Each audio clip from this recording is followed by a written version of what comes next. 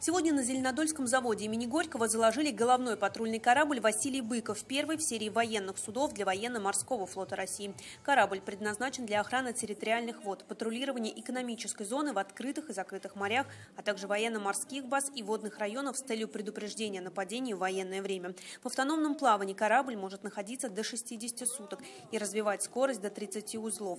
На нем может базироваться 12-тонный вертолет. Корабль обладает артиллерийским, зенитно-ракетным и противодиверсионным оружием. Это первое судно, которое будет строиться в России по модульному типу, то есть на нем можно будет менять вооружение в зависимости от задачи. Всего в рамках госпрограммы вооружений до 2020 года для ВМФ России на заводе планируется построить 6 кораблей этого проекта. Благодаря заказам Министерства обороны, конкретно военно-морского флота Российской Федерации, завод имеет очень серьезную, хорошую загрузку.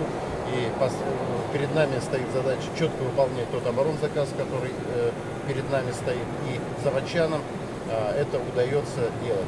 Ежегодно прирост выручки завода у нас почти 40-50%. И мы видим, что этот набранный темп, особенно последних 3 лет, нам удастся выдержать и в этом году, и мы надеемся, что и в следующем году.